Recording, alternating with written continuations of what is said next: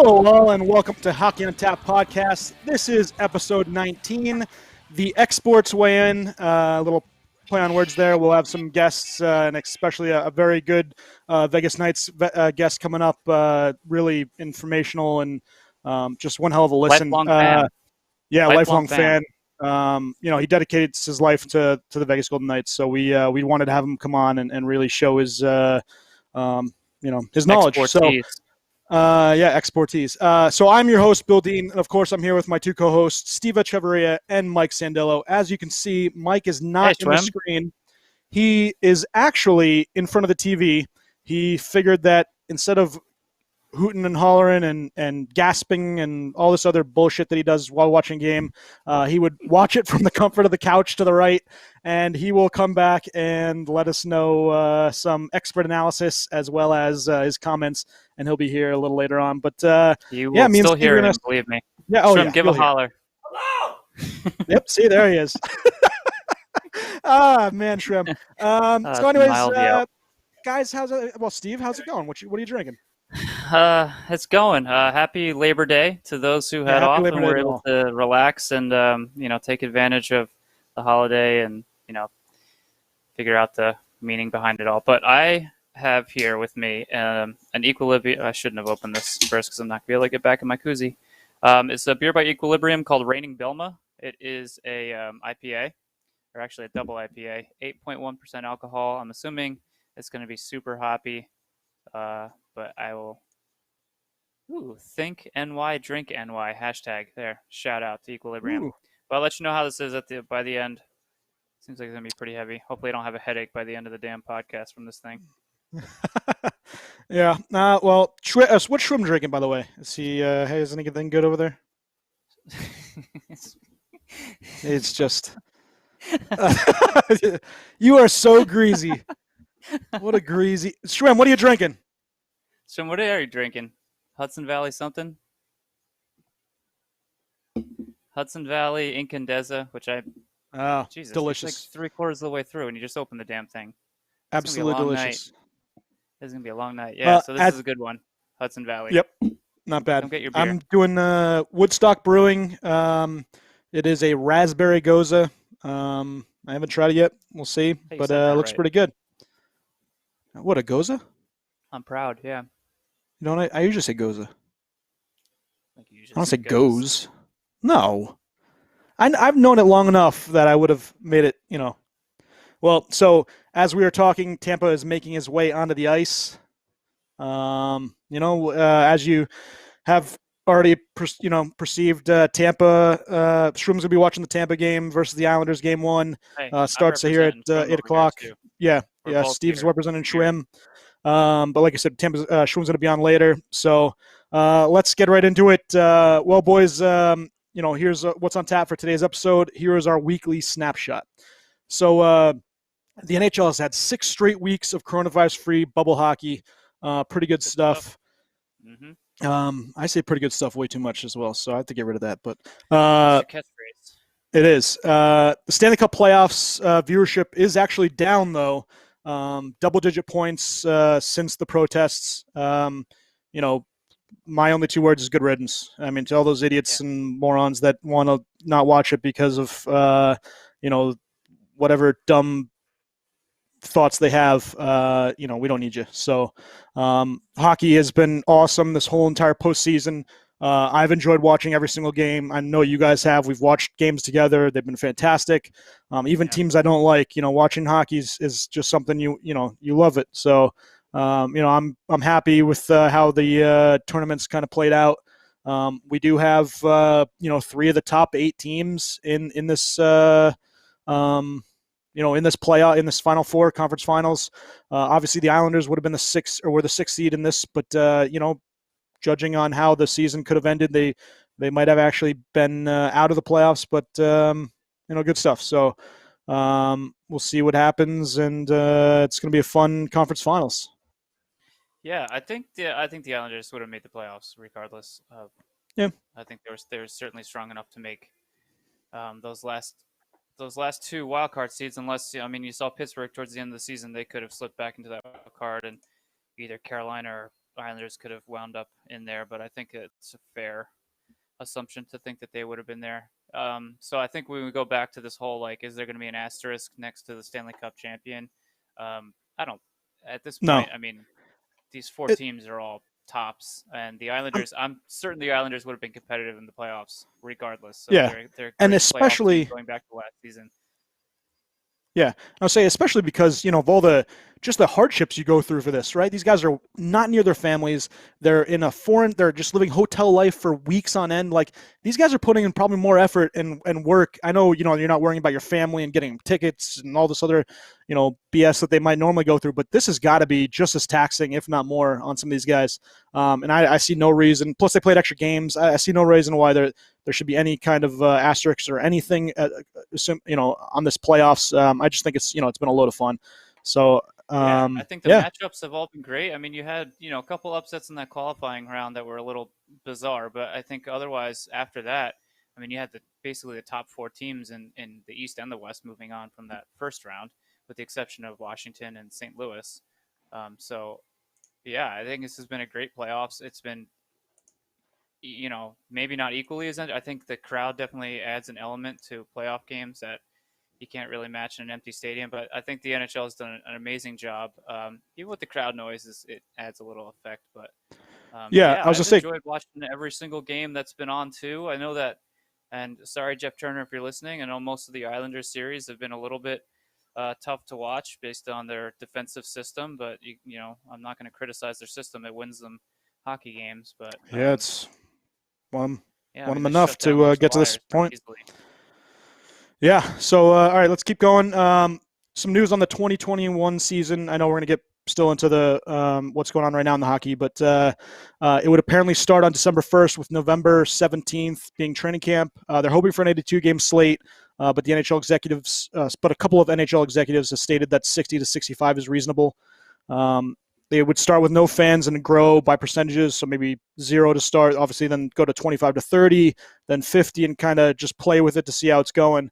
Former Sportsnet analyst and TV executive John Shannon reported that the NHL and the NHLPA were mulling a proposal about next season that would be 4 bubble cities, and they would rotate all 31 teams through those 4 venues in 8-game increments.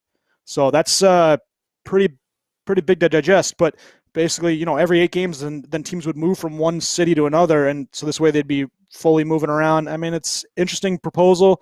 We'll see what how the NHLPA obviously reacts to that. But I mean, I don't know how you feel about that. I think it's if it can work, great. I don't know how the players will react.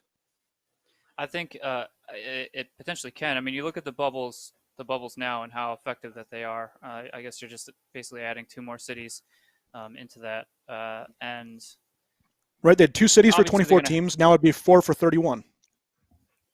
Yeah, which is great. I think it's great, and I think it can certainly work. The players have been really smart throughout all these playoffs here. But granted, players are probably more not likely, but you can see them slipping up a little more in a regular season situation rather than a playoff season when everything's on the line right now.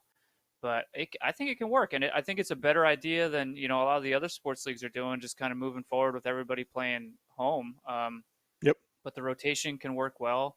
Hopefully that the players can have that time to be home, and they're not just quarantined basically the entirety of the season, which I doubt that they will. They won't allow that. I guess there's going to be some sort of rules in place because just for a full season, that no one's going to be able to quarantine away from family and friends of family or whatever for the full 6 months or however long it takes to finish the season. It doesn't seem realistic. But the general idea, the first concept that they brought up, I think is probably the best case scenario they can come up with now. I think it's certainly better than everybody playing in their home arena. I think that could cause some problems. Too much travel. You want to limit the travel as much as possible, but don't eliminate it completely.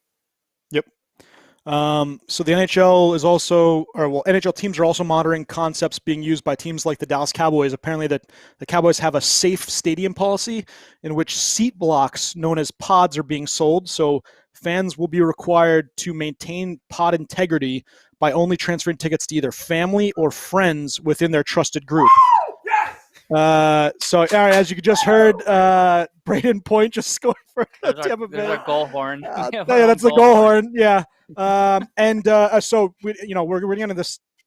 We're going to get this later on, but so Thomas Greiss is actually going to be starting for the Islanders.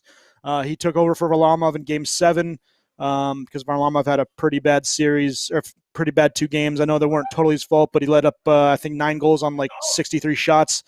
Braden Point with a fantastic move, just driving around Pollock and Pellick. I mean, that was ridiculous.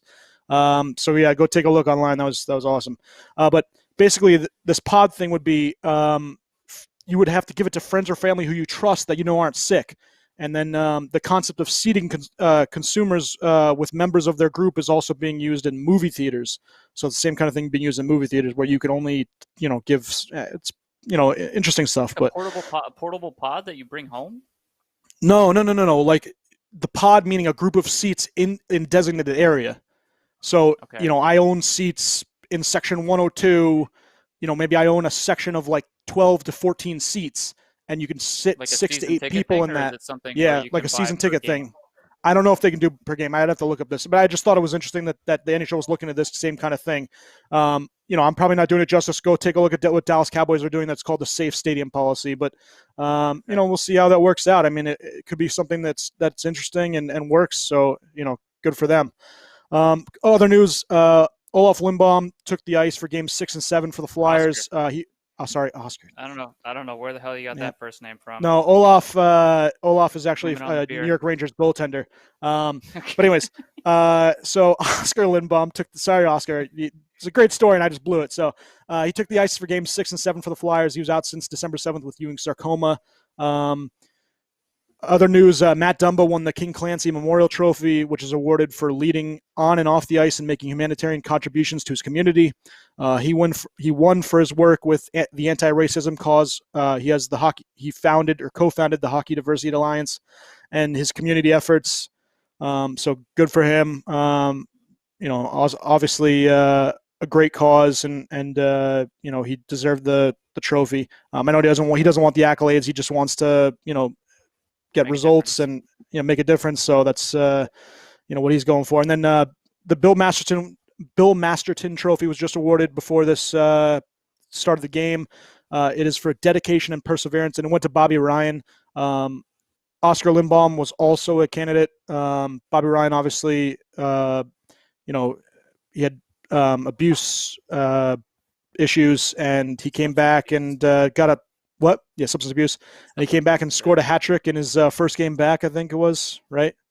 For Ottawa Senators. So good for Bobby, and congrats. And then obviously Oscar Lindbaum for his fight against cancer. Very deserving candidates.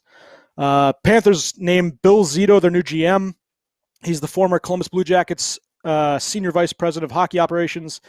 So Panthers get their GM. Apparently, Canadian families can now join players in the bubble, but others, meaning other countries that are trying to go in, have to wait. Family members who are Canadian citizens and are currently in Canada are able to join their players in the bubble, although they must self-isolate at home for 7 days and produce 3 negative COVID-19 tests before traveling. Then after that, they must quarantine in a separate hotel room in the bubble. So they're going to give them, the NHL gives them a hotel room inside, maybe their players' hotel, and they have to produce then 4 negative tests before they can interact with those players. So obviously the NHL does not want any little inkling or trace of COVID in these postseason series. So, obviously they're taking this serious. So good on them. It's nice to see that they're making steps to get some of the family members in, and obviously it makes sense that it's Canadian citizens only because they're in Canada. There's still doing a little better rules between the United States and Canada right now. So obviously that's where we're at. But it is kind of nice that they can come and be at least maybe spend a little time with their families. Granted, by the time this 2-week isolation is over, their team could be eliminated already. So, there's that, but it's cool concept. So let's get to the scoring leaders, and then we'll go into our round matchup series. So through 15 games, Nathan MacKinnon still leads all playoff scores with 25 points, 9 goals, 16 assists. Mikko Rantanen is second with 7 goals and 14 assists. Miro Heiskanen with 5 goals and 16 assists. He's been on fire. He's obviously now the current leader, obviously, for players that are still playing. Nazem Kadri with 18 points, 9 goals, 9 assists. Pettersson still has 7 and 11 for 18. Braden Point leads Tampa with 6 goals and 12 assists. JT Miller with 6 goals and 12 assists. Andrei Burakovsky, who's had a quiet, awesome postseason for Colorado. He had 7 goals and 10 assists. Josh Bailey with 2 goals and 15 assists. Nikita Kucherov with 4 goals, 12 assists. And Quinn Hughes with 2 goals and 14 assists. Bo Horvat still leads the league in goals in the playoffs with 10. McKinnon and Kadri have 9. McKinnon had a 14-game point streak before, obviously, he was ousted from the playoffs via the Stars. We said Brian Trottier in the last one had 18-game playoffs point streak, so that's pretty ridiculous. Islanders just scored on a power play. As you can hear, Schwim's not very happy. So, like I said, McKinnon has 25 points. The points leader already overtakes the 2019 overall points leaders, which were O'Reilly and Marchand with 23 points. Next up is Ovi, so we'll see if Heiskanen or Point or one of these guys can start to crown up the leaderboard a little bit. All right, there were some early Conn Smythe favorites. I just wanted to touch base on this because we're getting close to the time where guys are really putting forward a great effort and leading their teams, just like these guys playing right now. So let's get into who we think might be the leaders in the clubhouse at the time being. So my number one, I don't know about yours, Steve, is Miro Heiskanen. Dallas, 21 points for a defenseman. The 21-year-old defenseman is the highest scorer left in the postseason. Obviously he's been brilliant offensively. He's coming up to Brett Burns' points for 24 in the 2016 playoffs. Obviously the 3 highest scoring postseasons for a defenseman are Paul Coffey with 37 and 85, Brian Leetch with 34 and 94, and Al McGinnis with 31 and 89. He's been fantastic. And if they win the cup, Heiskanen obviously is leading that charge. So, what? Yeah, I think if you had to pick one player who's still currently playing, Heiskanen is definitely the front runner there. Each team kind of has their own MVP right now, so you can kind of pick and choose. But I guess if you're going to look at one guy who's just really standing out at the moment, Heiskanen has been amazing. You can't say enough good things about the kid. Every single game too. There's just minimal he's been fantastic for such a young guy, and it's such a young defenseman too. And it really was this playoffs really was such a great opportunity to see the young talent on defense between Heiskanen and Cal McCarr and Quinn Hughes, and besides Cal McCarr's little gaffe he had there in I believe that was Game 4, the game that Dallas went up 3-1 when he just kind of passed it right out in front by accident. Beyond that, there's just mistakes were few and far between these kids. It's really something to see. Usually with defensemen, it takes a long time for them to really develop into a really solid player. So it's cool to see Heiskanen doing his thing. Klingberg also doing really well. I feel like a lot of defensemen are kind of taking the reins in these. Yeah, they've been fantastic, and we'll get into it too. But there's other defensive leaders throughout this playoffs. Shea Theodore has the lead for Vegas in points. But my other cons, my favorites, and I just went team by for each team. I had Heiskanen for Dallas. I had Mark Stone for Vegas, even though Theodore is leading in points. I think Stone obviously drives that boat. I have Point obviously for Tampa, who's already scored. He's been fantastic. And then I have Matt Barzal for the Islanders. They go as he goes, and you've seen that a little bit. I know he hasn't had quite the points. Bailey's leading the team in points right now, but He's been fantastic as well. It's actually kind of funny. You'd figure one of these teams would have a goalie that's kind of leading it, but each one of them have had their share of issues. Khudobin with Dallas has been okay. I think they do need a healthy Bishop. Vegas has had two guys. Leonard's been awesome. Then Fleury comes in and he does great. So they've had kind of an issue. Tampa obviously has Vasilevsky, but he's kind of had he's had a good playoffs, but I wouldn't say he's been all world.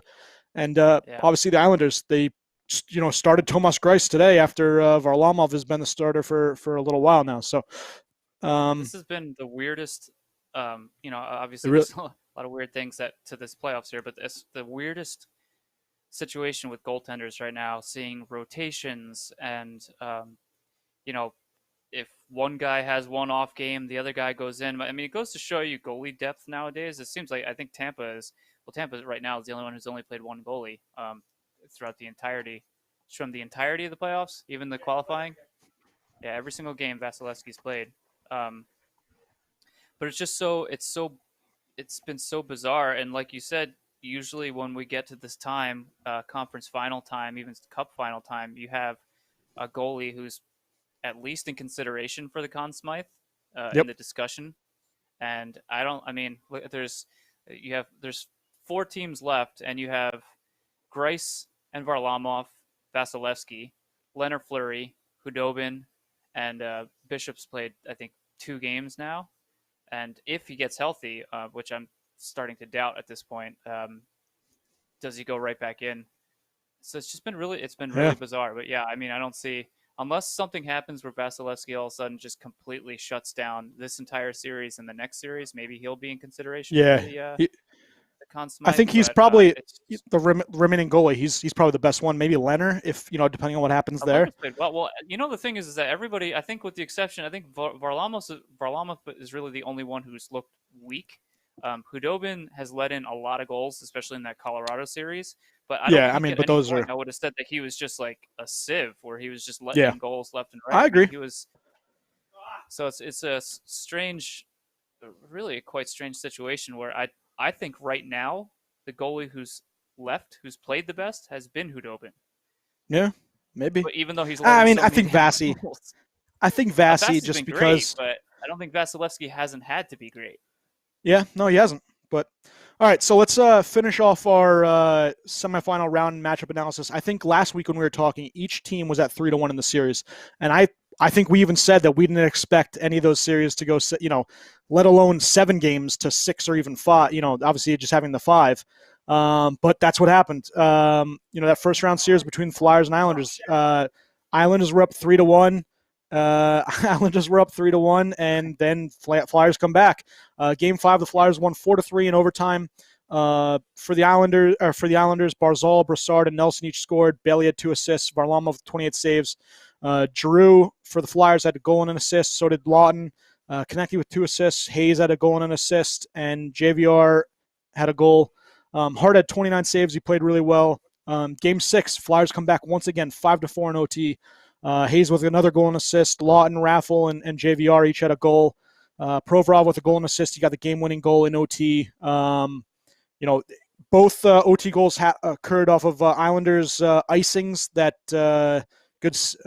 was that a save by Vasi? That looked like a good save. Like he just got it side of the net. Anyways, both goals on OT came on icings from the Islanders. The Islanders were having trouble just getting out of their zone in some of those instances, and then they led to goals. Drew and Konecny each had an assist. Hart had 49 saves. He was fantastic in that game. Once again, Barzal and Brassard each with a goal. And then Schwim, Victor Hedman gets a goal, 2-1. Tampa Bay. Once again, we apologize for language if anyone is offended. Schwim is very happy right now. Once again, Tampa Bay is leading 2-1. He's not even happy. He's screaming at the TV, and they just scored. Yeah, true. Schwimm's happy enough. So anyways, game 7. Yeah, it's you guys got to watch this as a screamer. Wow, that is fantastic. Game 7, Islanders take the series 4-0. Varlamov sat, obviously, after allowing 9 goals on 63 shots in games 5 and 6. Beauvillier, Nelson each had a goal and an assist. Green and Mayfield with goals. Bailey with 2 assists. Greiss had a 16-save shutout. He's and I'll get to the stat earlier. Him and Khudobin are the only two are the 9th and 10th goalies in history to get their first shutout in the playoffs at age 34 or later. So, good for them. Hart had 22 saves. Islanders just dominated. So, let's get to Lightning Bruins. Obviously, Game 5, the Bolts. The Bolts were leading 3-1 in the series. Game 5, Lightning get a 3-2 win in double overtime. Plot had 2 goals. Hedman with a goal, which was the game winner. Kucherov had 2 assists. Point and Sorel each an assist. Fassi had 29 saves. DeBrusque got the goal for Boston. And Halak had 23 saves. The Bruins just seemed to fold in that Game 5. I know, that's a tough thing to say for a team, but I didn't think they had the energy, and you could see that. I know they really fought for it, but that was a tough one to hang on to, and they got beat by a better team. Lightning were just great. So yeah, the Lightning were obviously the better team, even going into that. But Boston President Trophy winners, had a really great season. But again, we're in the playoffs here, and you're starting to see, like we were saying, the past Cup winners or the past Cup competitors between Pittsburgh, Washington, St. Louis, and Boston all kind of exited with their tails between their legs for the most part. Yep. Absolutely burned by the sorry. Get a 20-foot head start on. I mean, I can hear it just from here, and it's fantastic. I mean, he should really just be on mic because it's great. The mic's pointed at him, so we can pick up. Yeah, I know. But yeah, so, watching Boston, it just seemed like they're older. I think they were one of the oldest teams in the playoffs. Right? Yeah, I don't know if they were the oldest, but they were certainly one of the oldest. And they're going to lose Troy. I mean, we'll get in this offseason, but they're going to lose Troy Krug. I mean, I think Charles going to be back, probably. But they have a couple guys they need to probably re-sign, but they need a serious youth infusing. I know that Pasta is 23 years old and he's going to be ridiculous for a while, but a couple guys, they need to get in there, get some youth, and really just retool a little bit. Let's quickly get to the Knights and Canucks. Game 5, the Canucks would win 2-1. Goals by Brock Besser at a goal and assist. JT Miller had 2 assists. Pettersson had a goal. Thatcher Demko comes on after Markstrom was ruled ineligible to play. He had 42 saves on 43 shots. For Vegas, Shea Theodore had a goal. I'm going to keep saying that because it's going to blow me, just screw me up. But Theodore. Simon, yeah, I know. But I always think of Jose Theodore, and that's just immediately what comes to mind. Anyways, Robin Leonard had 15 saves in that Game 5 loss. In Game 6, Vancouver with a 4-0 shutout. Thatcher Demko with 48 saves, and I have this written down here that Demko, that 48 save shutout was the most ever for a rookie in a playoff shutout. He had some ridiculous saves. JT Miller with a goal and an assist. Quinn Hughes with a goal and assist. They just, they played lights out hockey, trying to force that Game 7. They get it, but unfortunately, it would not, hold true. Tampa with another goal. It looks like Kucherov with the goal there. No, I think it was McDonough. McDonough. Ryan McDonough, former Ranger. I want him winning the Cup. So, Thomas Greiss, and he's getting shelled right now. I don't think the Islanders are really helping him out, but they're already showing Varlamov, so we'll see what happens here. But great keeping by Cooch, and then McDonough, just a blast. Everything's a screen. Greiss can't say a damn thing. They're screening the crap out of him. Oh, sorry, that was Sergachev with a great boards play over to Kucherov, and then once again McDonough lefty blast right over his top shoulder. I mean, you got to feel bad for Greiss. He's just getting hammered right now. That's a perfect shot. That was a ridiculous shot. Yeah. Wow. All right, sorry guys. Back to the Vancouver-Vegas series. Vegas closes out 3-0 in Game 7. Yeah. Thatcher Demko with 33 saves. Our Vegas expert is actually going to be tuning in very soon. Thatcher Demko with 33 saves, let in obviously the 3 goals in the third period, but he was just getting shelled. He had 98 straight saves for Vancouver. Theodore with a goal, and Alex Tuck had another goal. He's leading them with 7. He's been fantastic. So let's quickly talk about Avalanche Stars until Sam gives us the nod, and we will introduce. I think we're good. I think we have our Ex-Bort. Sam, are we good to bring in Mr. Brett? We are good. Brett's on line one. So I'll do a little intro. So we will welcome a very special guest to our podcast.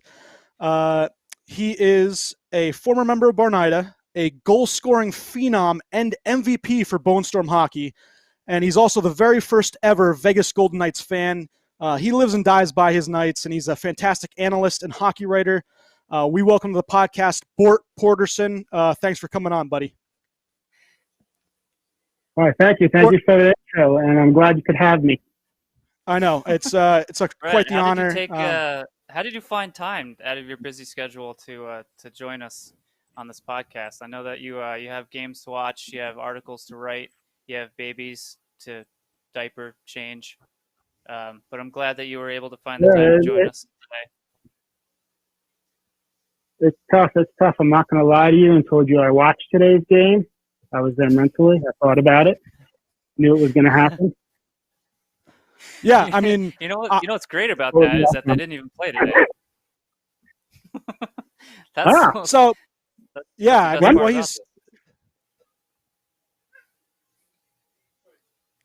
Go ahead, Brett.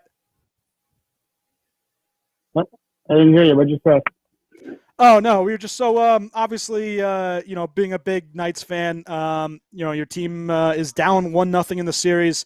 Obviously, they an unfortunate loss yesterday. What is your thoughts on their entire postseason and leading up to this series matchup? And who do you think could be that X factor in this series? So first of all, let's start off by saying I think the Knights are going to win it in 6. And I think throughout this playoffs and the whole NHL playoffs, it's good to know that hockey is 100% luck. So they're just a very lucky team, and they're from the city, of luck, Las Vegas. So they know how to play. I will say, as far as our competitive edge, I feel like they got 2 first lines, basically. They've got 2 great defenders. And they've got a great defenseman who is their leading point scorer. So I think they're in pretty good shape. Yeah, no, I mean, they've been, like we said, Theodore, leading their team in points. He's in the top 10 in the postseason. He's been fantastic. Obviously, that you mentioned the top 2 lines. They have Jam, Marchessault, and Smith, as well as, Pacioretty and Mr. Mark Stone. What do you think about their center depth and how? Me, but I believe you. Okay. What do you think about their center depth and how do you think this series pans out being down 0-1? Well, I just told you they're going to win 6 and 6 well, games. Give me some insight. That's what I was looking for. Just what do you think? How do you think it plays out? Do you think Ryan Reeves coming back in Game 2 is going to be a big difference? I'll pass. You'll pass. That's a good. that was a bad question. I apologize. Steve, what do you got for him? Yeah, maybe a little harder questions. I mean, these Brett, are a little too easy. So Brett, this playoff series, the entire playoffs, not just specifically the Vegas Golden Knights, but multiple teams have been doing this goalie timeshare, splitting games. I know that we've had back-to-back games in the playoffs for the first time, as far as I remember. I don't know back-to-back games beforehand. But how do you feel about timeshare? I know you have 2 number 1 goalies in Marc-Andre Fleury and Robin Lehner there. But do you think that Vegas should be just playing and riding one goalie, or are you in favor of this timeshare and getting, I guess Robin Lehner is the number 1 guy, getting him the appropriate amount of rest? I'm fine with the timeshare. So, if a guy's got a bad game and, they lose 1 game, on their last game they only lost 1-0, maybe that's a one-off. But if the guy gets kind of lit up one game, share it. They got 2 great goalies. I think as far as Vegas, it makes sense. Other teams, I'm not so sure about. I don't know anything about them, but that's all right. No, that's reasonable. I mean, AJ Dean on Facebook Live just had a quick comment. He's really hoping that the Knights win a cup. Obviously, that fan base has been dying for a cup for years, and they really deserve one. For your fandom, maybe just give a little background and how much would this mean to you to win a cup after all these years rooting for this historic franchise? I mean, everything. Vegas, baby, Vegas. They are 100% in making the Stanley Cup playoffs every year. Not counting this year because obviously the Stanley Cup Finals hasn't happened yet, but they've made the finals 50% of the time. No other team can say that. No other team can possibly say that. Vegas has, by far the best percentage of making the playoffs in the Stanley Cup out of any NHL team. That's a very good point. point. Schwim, by the way. Schwim is currently watching the game. If you could probably hear him. Actually, ask Schwim if he has a question for Bort. Yeah, good stuff before we get off with him. He can't even come on the podcast and pay some respect to the guests. Schwim, can you scream a question at Brett right now? What? Can you just scream a question at Brett right now that you might be? You already asked him. I don't want to repeat the question. And so Sam has a question. Sam, please ask a question. Actually, I know the answer to that. Hold on a second. I'm chewing on a sandwich right now. Is it vegan, Sam? Partially. This is the best. I mean, this might be the best guest spot we've had. So, Sam, All right. I'm prepared. To answer your question, little Steve, it's an Asian wrap, so definitely it's not vegan. All right. Should I ask Martin about that? Martin Lynn about the ingredients to those? No. Anyway, Melvin in our presence. Agatha. All right. For Agnes. So, Brett, I have a question. I have a question about your commitment level as a Golden Knights fan, Vegas. Is it the same kind of commitment level that you had with Barnida, the band? Oh, greater. Greater. Wow. I've been there from the start. I actually wasn't one of the founding members of Barnida. That's true. Oh, I didn't know that. Wow. That's all I wanted to ask. He was just at the house one day. He was just like, "Can I play guitar?" And then we were just like, "All right." That's new stuff. All right, so Brett, last question, unless Steve has one for you. I nodded. No, let's sign off. Let's get to our next guest. Yeah, Brett, last question before we get on onto the next one, because obviously Kevin Thomas says this is riveting. Will Brett be switching allegiances once the Kraken come into the league, or are you 100% true Vegas Golden Knights? Did a team called the Kraken come in the league?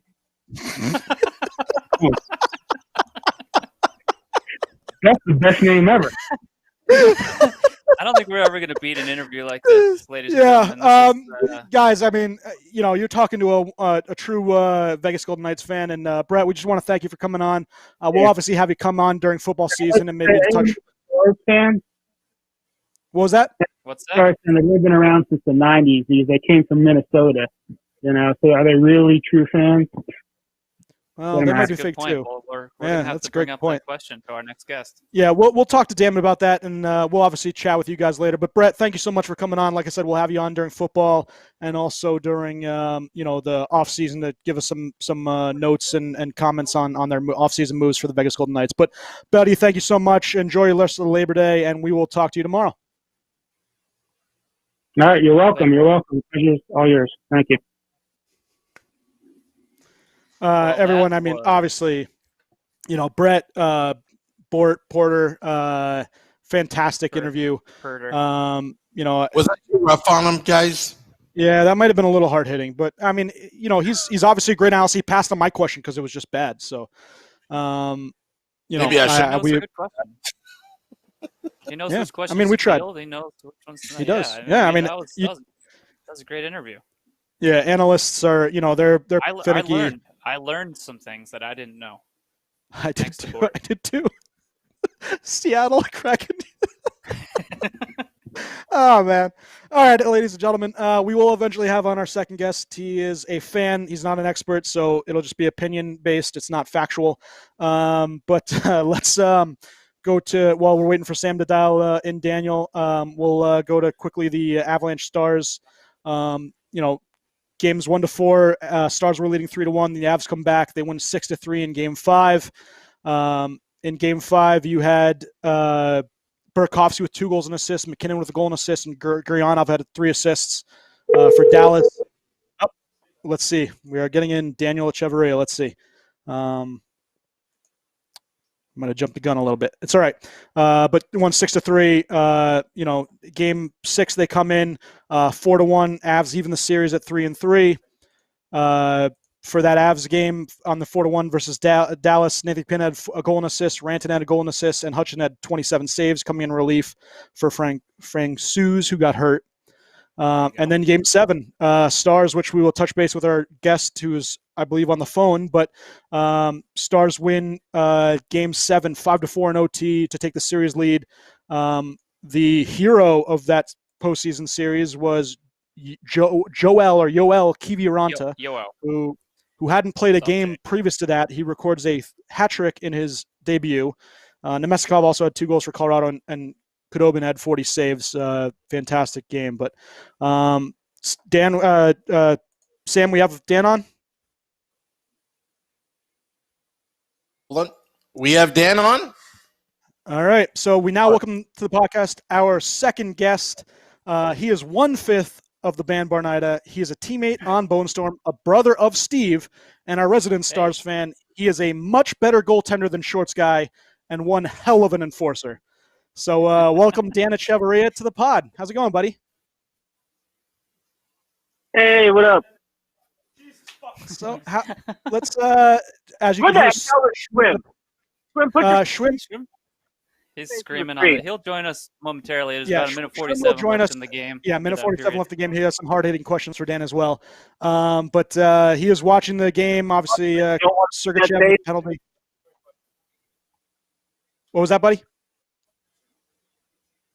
much as I don't want to see his face, I have to see that beard. That is true. It is a crazy beard. But so, buddy, why don't you give us a little bit about your team, where they're at previous to this series, and your predictions on the series. Obviously, we know that Game 1 was a 1-0 win for your Dallas Stars, and Game 2 happening tomorrow. If Steven can remember, my original prediction was Dallas was not going to win a single game in the playoffs. Yeah, and they proved me wrong. I honestly didn't think they were going to score a goal until they played St. Louis. But, St. Louis had to be the worst of the team, so here we are. Yep. Yeah. They're no one has really predicted. I know I picked in the beginning of this my sleeper team was going to be Dallas. I remember you telling me. In fact, I think we were sitting at your house when you said that Dallas wasn't going to score a single goal, and then I think they scored like 3 goals in the last half a period of that third period against St. Louis or whatever it was. But yeah, I mean they're a sneaky team with a great defensive core and some solid a solid 4 lines. No real. I mean their top line in theory sounds amazing. They're just kind of underachieving at this point, but I think the 4 lines are pretty solid. So it's nice to see where they are now because they've been really fun to watch. I don't think a lot of people have predicted that they were going to be this much fun to watch and score this many goals, but I don't know if you've been enjoying it as much as we all have. I know there's some stress to watching your own team, but that Game 7 was pretty awesome. Oh, it was pretty good. I mean, out of that top line, Radulov has been the best one out of the 3. 7 goals. Sagan needs to step up. I don't know if he's injured or he has some sort of nagging injury, but we need to see a little bit more of Sagan stepping up and scoring some goals for Dallas. Need Ben to continue crushing everyone up against the boards, and Radulov being a pest in front of the net and scoring those goals. So some we just talked with Brett. Great. Yeah, no. So I was gonna say Radulov has been great. So Schwim is back, but what up? We did just talk. Granted, Daniel. Yep. Schwim Dan, you have Schwim on the pod. So I missed Bort. That's okay. It's all right. It was a great interview, and we'll chat about that later. But so the Stars were last in the Cup final 20 years ago. Actually, only 2 years for Vegas. Obviously, the Stars are a better defensive team than the last two matchups for the Knights. But man, can they score? Obviously, the Stars having 5 or more goals in 7 wins against Calgary and the Avs, and then 8 in the 3 losses against the Avs. What do you think? Obviously Ben with the 5 goals, 8 assists, Radulov with the 7 goals. We talked about Sagan with the 2 goals and 5 assists. But who's maybe your X factor for the series? Who do you think needs to get off on a roll for them to continue to make it to that Cup final? I'd like to see Perry start picking some stuff up, but Pavelski I think, has the ability to be that factor. As he's always been incredible throughout the playoffs with San Jose. I'd also like to see Klimberg start picking up the scoring. Heiskanen has been incredible for Dallas, leading the team in assists and points. But yeah, I'd like to. Honestly, I would really like to see a healthy Bishop getting between those fights, even though Khudobin's been playing pretty solid for Dallas. Yeah. No, I mean, you talked about Heiskanen real fast to touch on that. He's got 5 goals, 16 assists. He's the current leader in the clubhouse for active players in terms of points. Former 4th overall draft pick. He's been fantastic. Maybe talk about him a little bit. He's, as a fan, it's got to be fan. Like Schwim with Hedman. When you have a stud defenseman, it's awesome, and you can just see him taking steps every game.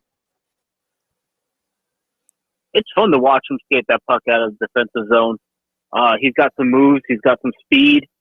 He definitely has the ability to pass and shoot, as well as be a solid player back there for Dallas. I believe he's paired up with Klimberg, isn't he? Yep. No. It's I think it's Klimberg and Esa Lindell, and then it's him and Alexiak. Oh, that's right. Yeah. You're right.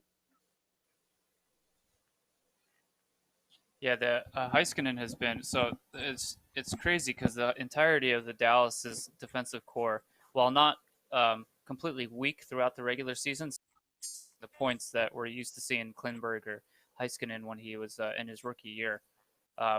As far as a fantasy standpoint, those were 2 guys who were you saw on the waiver wire, which was actually kind of crazy, a crazy concept to think of that you could pick up any of those guys on waivers. But in these playoffs, I mean, both of them, even Klimberg shot. I mean, they only scored once, and Klimberg scored yesterday against Marc-Andre Fleury, and it was just a great snap low blocker, and he's been scoring as well. So it's really cool to see both of them, but especially Heiskanen. I mean, he's so young and just like so smart and so solid. I don't know if you heard us prior, but talking about that, right now I think he's our leading candidate for the Conn Smythe. For the Conn Smythe. If Dallas moves forward and obviously ends up winning. He's definitely their MVP. I think it's either him or I guess Khudobin for how he's come in and even though he's let in a ton of goals. I know he has, but he's made some big saves for them too and everything. And like when your goalie goes down with an injury and you can have a guy come right in and win you games, that's it's pretty good. But yeah, definitely Heiskanen's definitely been their MVP. I want my X factor and who I want to see more from. I want to see more from Jamie Benn. He's their leader. He's their their voice on the bench. Besides the coaches and everything, voice in the locker room. Probably I want to see him. I know he's definitely leading the guys. Getting them all pumped up and everything, and doing all that. But I want to see him produce more. I want to see him score a big goal in a game or something like that, or have a big fight or a big hit or something like that. I'd like to see him really starting to get going. Well, he's been laying the body a lot throughout the playoffs. Mm-hmm. But yeah, I'd like to see him pick it up. He is that power forward that can just bowl his way through the net as he did in Calgary when he scored that goal with his pure destructive power. That was amazing. Skates through the slot, one time's the pass, and flat barrels through the net after he scores. That was great. So just to touch base on the defense before we get to Vegas, and you can have a couple comments on that. But both the top scorers are on D for these respective teams. Obviously, Heiskanen and Theodore are leading their team in points. The Stars have 46 points by a defenseman, which ties the 99 cup-winning team for second most in the franchise history. Actually, the 81 North Stars had 47. So obviously their D is contributing immensely. For the other side, you're looking at two solid first lines with Marchessault and Smith on one side, and then Carlson has been skating with them, and then you have obviously Patches, Stone, and Stevenson. What's your thoughts on Vegas and your best buddy Brett on his fandom? Honestly, I thought Brett's analysis of the Vegas was spot on. I do believe very in depth. He will jump ship once he sees the Seattle Kraken jersey and logo. Once he realizes that's the team. Oh yeah, that was I agree. That was phenomenal by Brett. Vegas is a very strong team. I didn't catch a good amount of the game. I saw most of the highlights, but it didn't look like they were as dominant of a team as they were against Vancouver. They seem to be slowed down by Dallas. Yep. Which I like to see and continue because Dallas has a strong enough defense to be able to stop a team like that. But I honestly think Dallas is going to squeak this out in 6. Wow. That's nice. I mean, so just quickly on game one, Stars obviously won 1-0 like we talked about. Khudobin had 25 saves. Klingberg with the only goal at 2:36 of the first period. Ben had the assist. It was obviously the kind of defensive effort more associated with the Stars' regular season than their postseason, where they've averaged 3.31 goals per game.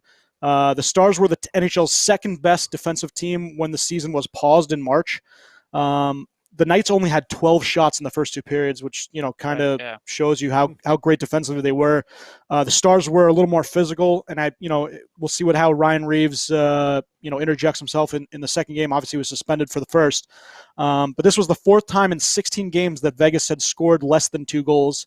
In the previous 3 games, it was because of the opposing goaltender stopping over 40 shots. We're talking about Thatcher Demko. Fleury was in net for Vegas, had 24 saves. Fleury has a .943 save percentage in those 3 starts against the Blackhawks, Canucks, and now the Stars going 2-1 in those games. I know, we talked about it, but you give us your X factors. But Bonus is the oldest coach in the NHL after taking the emergency role after they fired Jim Montgomery. And on the other side, which is pretty funny, DeBoer's in his 3rd conference final, obviously with the Devils and the Sharks. He took over in January after the firing of Gallant, after himself being fired early in the season by the Sharks. So what's your thoughts on Bonus and his run here? Well, first off, let's talk about fist pumps after the overtime winner in Game 7. Oh, those are magnificent.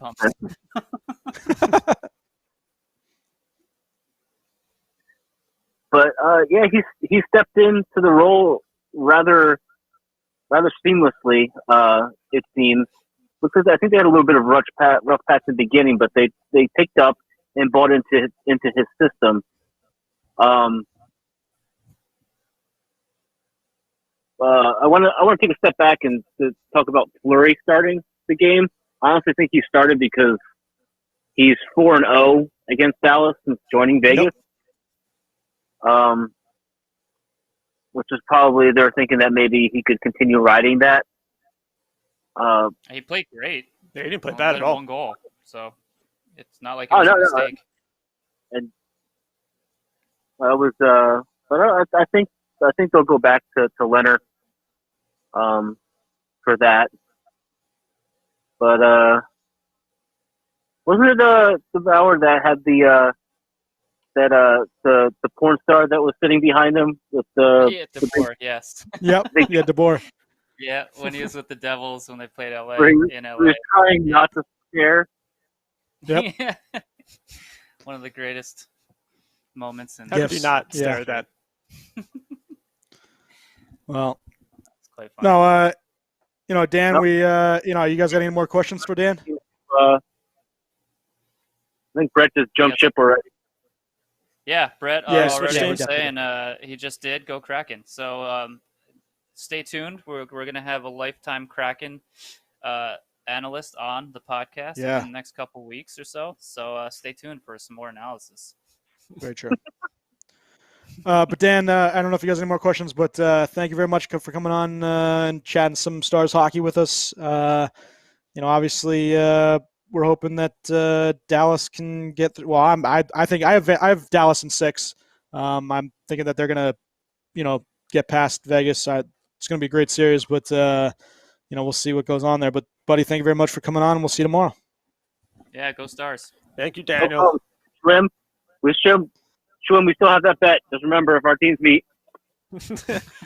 Oh, what is the bet? We're gonna go punch for punch. Oh, I think somebody's losing that fight. Yeah. Schwim's definitely in trouble. All right, Danny, thank you, buddy. Awesome, thank you. Thanks, boys. Right. Good night. See you guys. Bye. All right, so a little conference finals matchup analysis. We did pretty much just talk the Knights and Stars. I'll just finish this up real fast. The Knights had were taken to 7 games in the previous series because of Thatcher Demko basically having a ridiculous series, 3 games. Sorry. Although they did have a lopsided shooting lead. We talked about the 2 top lines, and then the Knights obviously having an extra line that could really be that first line as well. The depth pretty much favors the Knights with Tuck at 8 goals on the 3rd line and the 4th line being pretty effective. Both we talked about the scorers, and then obviously goaltenders. Leonard with the 918, 199 goals against average, and then Fleury with the 943 save percentage in those 3 games. Khudobin on the other side, and we'll see if Bishop's there. But I think they do need a healthy Bishop to win this series and to win the Cup. So we'll see what goes on there. You guys got any analysis on this real fast before we touch base? Yeah. On Tampa? So I agree. I think that they do need they could certainly use a healthy Bishop. I don't know if they need a healthy Bishop, but I think they could certainly use a healthy Bishop. I mean, we'll see who comes out of the East. If Tampa Bay does, which I'm obviously very much hoping that they do and predicting that they do. That's a really tough matchup again. But Dallas has had an advantage just based on their matchup so far. Vegas, not to say that Vancouver isn't a great team, because they're a great, fast, skilled young team. But Dallas is real heavy with skill, especially coming out of that back end, just like Vancouver did with Quinn Hughes. But Vegas is just, they're so deep offensively. But I mean, you saw Dallas finally find their defensive game that just, and I don't know if part of it has to be Colorado. There's just the skill. They're ridiculous. McKinnon and Rantanen. Yeah. And bottom 6 aren't super, but their top 6 are just amazing. Especially with those guys, and especially having a couple guys out of the back end able to carry the puck just as fast as McKinnon and Rantanen do. So that I think benefited, certainly prepared Dallas for this Vegas team, for sure. So I think Dallas is probably just a little bit more prepared, especially in Game 1, as we saw there. So you got Dallas and how many? So this is tricky because, obviously when I first made our predictions in the start of the podcast, at the start of this playoffs, I predicted Vegas to come out of the West with Dallas as my sleeper team. Yep. So things have kind of changed over the course of these next couple of weeks. And am I supposed to stand pat in my prediction, or am I supposed to just give you an updated as to what? I mean, I had Vegas going to the Cup final, and I have them losing now. So, obviously I turncoat. Yeah, I want to pick. I think what you said. I think in my brother said 6 as well, right? I want to say Dallas and 6. You said Dallas and 6. We'll see. Part of me wants to stick with Vegas because Vegas is such a great deep. You can't go wrong picking either team. I mean, I know they're both playing so well, but if game 1 is any indication as to how this series is going to go, where Dallas actually found their defense that they had this season, I think Vegas is in for some trouble, and I don't know if Vegas is going to be able to turn it around quick enough and really prepare for this. I think Dallas can take a 2, even maybe 3-game lead before Vegas knows kind of what hit them. But we'll see. But I'm going to pick Dallas in 6 in this series. I'm going to change my guess. Dallas is a team that they keep surprising me every time. I'm like watching them now throughout these playoffs. I was like, they're like they keep showing me more and more. I'm really, really impressed with them. Former Tampa Bay Lightning coach Rick Bowness, of course, I loved him when he was on Tampa. I loved him as a coach. I didn't want him to go. But anyway, Dallas is I think they're like hitting their stride, like getting better like every game, every time they play. I'm still sticking with Vegas though because I picked them originally. I'm going Vegas. I'll go Vegas in 6 still. Vegas in 6. Yeah, I think it's going to be a really good series. I think Vegas will find their game. They'll stick with Leonard throughout the rest. They'll win a game with him and then continue on with him, I think. But it's not going to be easy. Dallas they look really, really good. I'm very surprised now about how good they look. Sam, did you have a prediction real fast before we Pain. That's a great prediction. I don't even know what that means. We'll go. My X factors in this series quickly. Sagan and Bishop, obviously for the Stars. I really think they do need Bishop, and Sagan obviously needs to have a great series. We'll see. And then on the other side, that Marchessault Smith line, they only had 4 points in the last series combined, so they need to obviously step it up, and I think that's big time if they can get that second line going. Before we go to Schwim's matchup real fast, I had MVPs and LVPs of that last series that I forgot to go through. So that Boston-Tampa series, I had Pasta and Marchand. They had 11 points combined for Boston. For Tampa, their top line of Palat, Kucherov, and Point had 25 points in the 5-game series. Hedman had 7 points. I mean, they were ridiculous. About to lose. We might want to get to the Tampa series. All right, so you want to touch base on Tampa before we finish up the rest of it, or Tampa Boston series, or right now? Yeah, no, Tampa right now.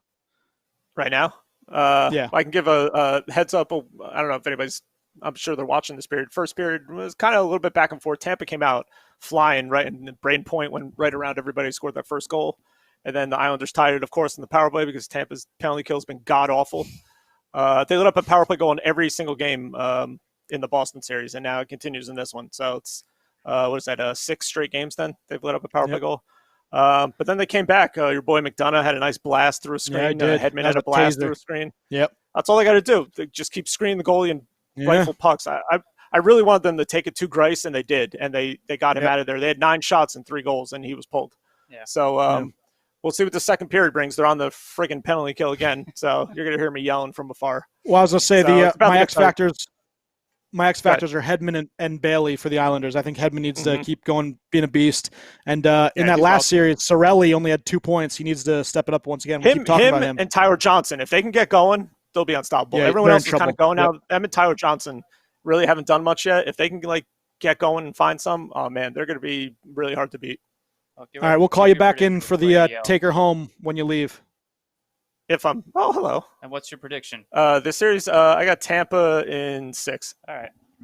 Tampa 6. Peace. All right, buddy. So back to that Boston-Tampa, the LVPs. I had Halak. He had an 896 and a 3.12 goals against average. I know it wasn't totally his fault, but that's that's why you have guys like Tuukka Rask in your number ones. And then I said Sorelli. He only had 2 points, and he needed to do better. So in that Philly Islanders series, and obviously touch base when you want. Hayes and Carter Hart I had as the MVPs for Philly. Hayes had 6 points. Hart had 182 saves on 201 shots. For the Islanders, I had Brock Nelson and Bailey. They had 15 points total. For the LVPs, I had Voracek and Gostisbehere. Obviously, Gostisbehere didn't play in the series. I think he maybe played one game in the series. But to have an offensive defenseman like that, he might not have even played at all. But to have an offensive defenseman like that not be even in the series, that's pretty bad. And Voracek only had 2 points.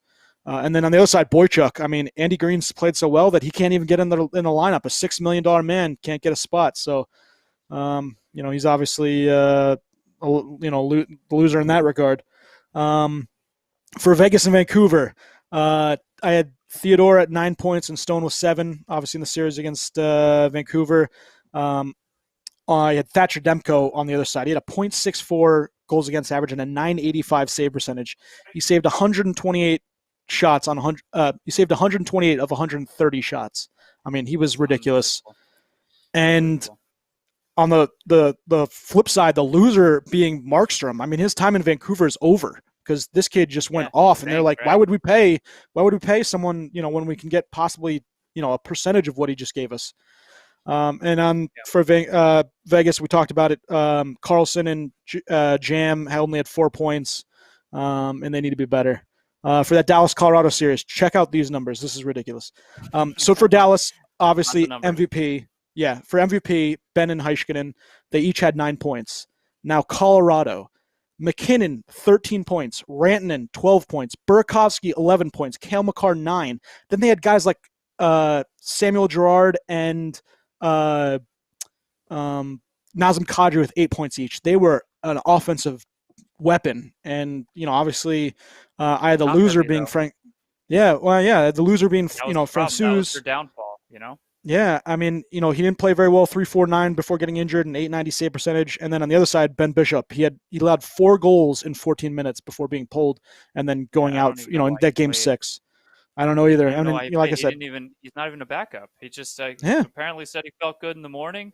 They started him. He looked terrible right from the get-go. He looked completely uncomfortable, and then all of a sudden, Colorado's up 4-0, and that's the end. And then he doesn't even see bench time. He's up in the stands. So that's exactly why I don't think we're seeing Bishop, because I don't think Hudobin's going to play. I don't think he's going to be able to come back healthy enough to take over Hudobin's spot. We'll see if he backs up. I would like to see him at least on the bench. He can't even back up. He should be. I mean, they have what do they have? Edinger is the backup. Yeah. Jake. So. All right, so let's get to the last matchup. Obviously, we're watching Game 1, 3-1 Tampa with 16 minutes left in the second. Oh, wow. How did they just miss that? Anyways, matchup analysis.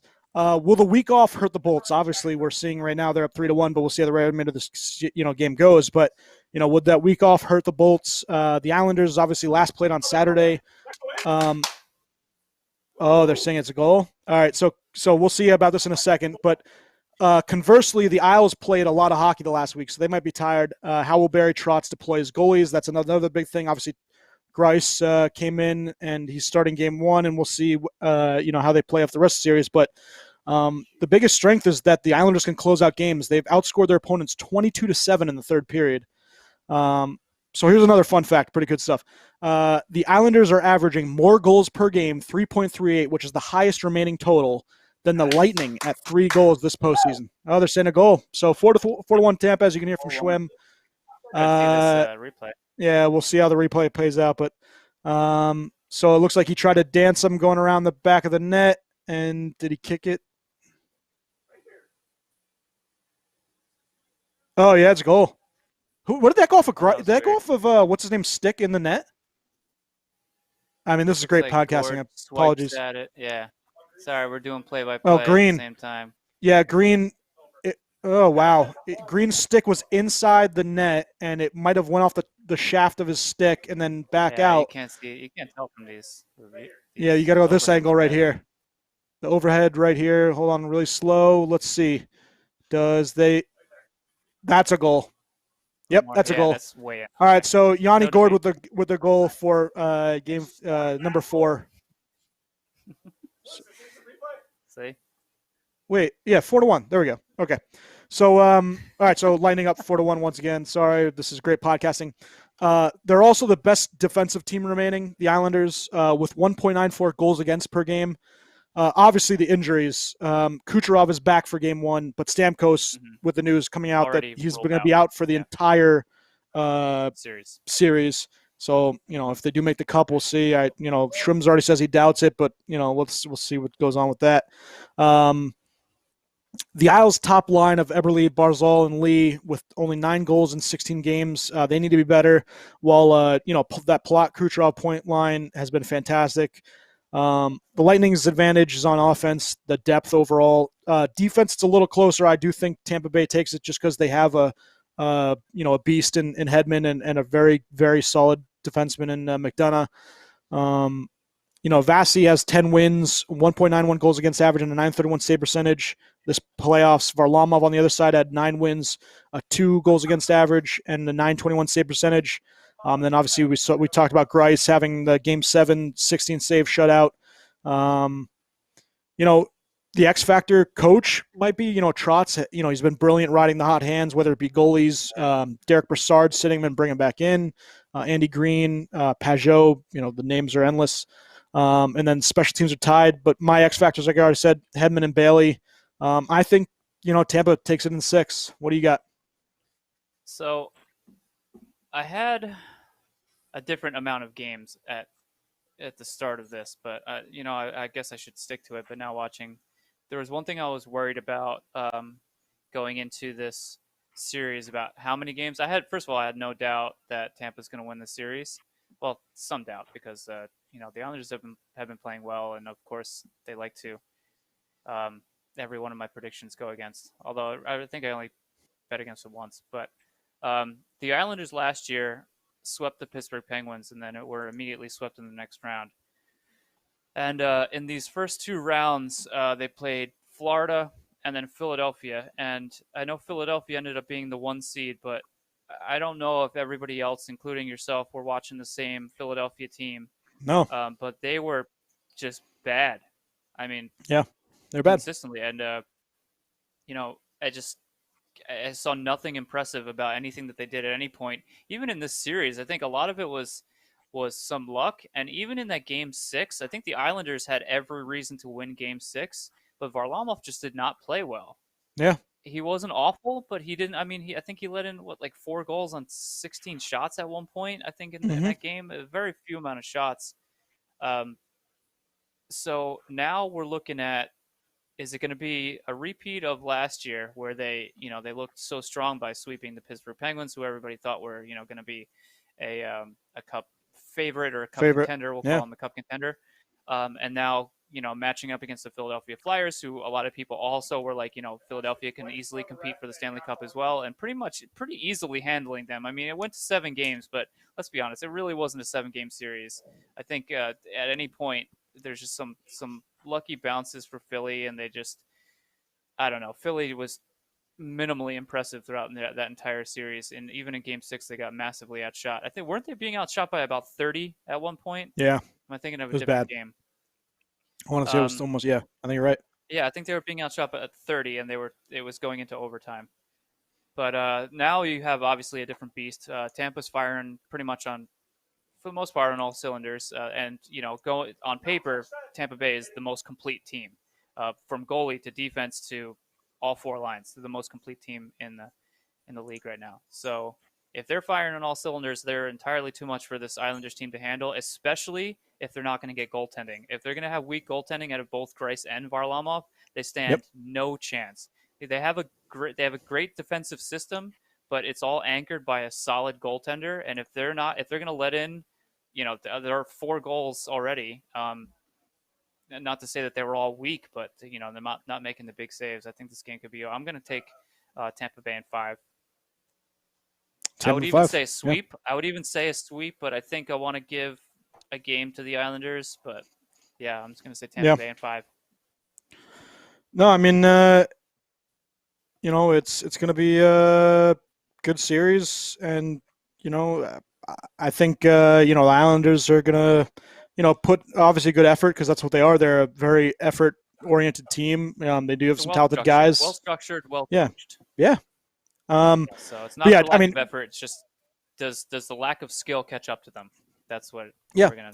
And you were talking before. Obviously, I wouldn't say anything is ever a cakewalk, but Washington did not play very well, and neither did Philly. And it did make them look like a very even Florida. They played them too. But all right, that's it for the episode. But my beer quickly, Raspberry Goza by Woodstock. I'll give it a 4. Very good beer. Steve? Yeah, Reigning Belma, real smooth, not too bitter. I will also give it a 4. Delicious. He had a beer. Hey, look at Schwim. Schwim had a beer. Hello. It was delicious. I had a Incandenza. I gave it a 4, I believe. Very good beer. Yes. Very good. All Hudson right, Valley. buddy. Check it out. Take her home. Check it out. No TV and no beer make Homer something.